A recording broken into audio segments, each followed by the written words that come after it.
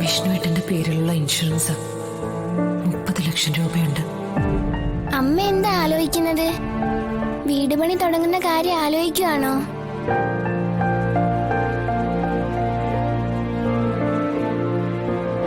അതെ, വീട് പണിക്കുള്ള പണം എങ്ങനെ ഉണ്ടാക്കുമെന്ന് ആലോചിച്ചതാ. അപ്പോഴേക്കെന്തേ നിങ്ങളുടെ അച്ഛൻ തന്നെ അതിനുള്ള വഴിയും കാണിച്ചു തന്നു. അപ്പൊ അച്ഛൻ വരുമോ? അച്ഛൻ വന്നില്ലെങ്കിലും മക്കളുടെ ആഗ്രഹം സാധിക്കാനുള്ള വഴി ഉണ്ടാക്കിയിട്ടുണ്ട്. കണ്ടോ, 30 ലക്ഷം രൂപയുണ്ട്. ഇതുകൊണ്ട് പപ്പി പറഞ്ഞ പോലൊരു വീട് സുന്ദരമായിട്ടുണ്ടാക്കാം. ശാലിനി, കുട്ടികളെ കൊണ്ട് ഭക്ഷണം കഴിക്കാൻ വാ. അതെ വരുന്നു. വാ, സത്യമ്മ വിളിക്കുന്നു. വാ. അപ്പോ വീടിന്റെ കാര്യം സെറ്റല്ലേ? ഓ സെറ്റ്. എന്നാ നിങ്ങൾ ചെല്ല്. വാ പപ്പി.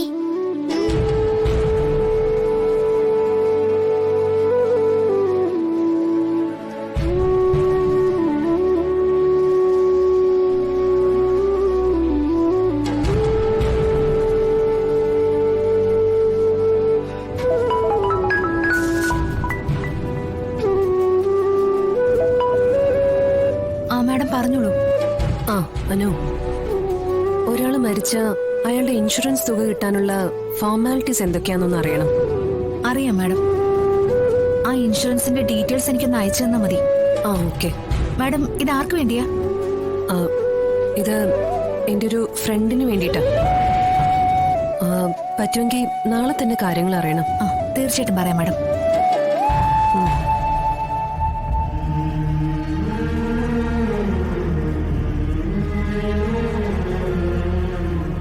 നമ്മുടെ മക്കള് നമ്മളെ പോലെ തന്നെ ഹൃദയവിശാലതയുള്ള കുട്ടികളായിട്ട് വളരുക വിഷ്ണുവേട്ടനെ പോലെ തന്നെയാ. അവരീ ചെറിയ മനസ്സിലും ചിന്തിക്കുന്ന അതെന്തുകൊണ്ട് നല്ലത് തന്നെയാ. ഇപ്പോഴത്തെ അവരുടെ ആവശ്യം അവരുടെ കൂട്ടുകാരനൊരു വീട് വെച്ചു കൊടുക്കുക എന്നതാ.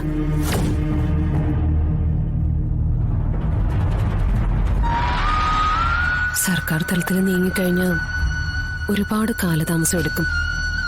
ഞാനിപ്പോ പെട്ടെന്ന് നടക്കാൻ വേണ്ടി വിഷ്ണുവേട്ടന്റെ ഇൻഷുറൻസ് തുക ആ കുട്ടിക്ക് വീട് വെക്കാനായി എടുക്കുക. മക്കൾക്ക് വേണ്ടി അച്ഛൻ കൊടുക്കുന്ന സമ്മാനമാവട്ടെ.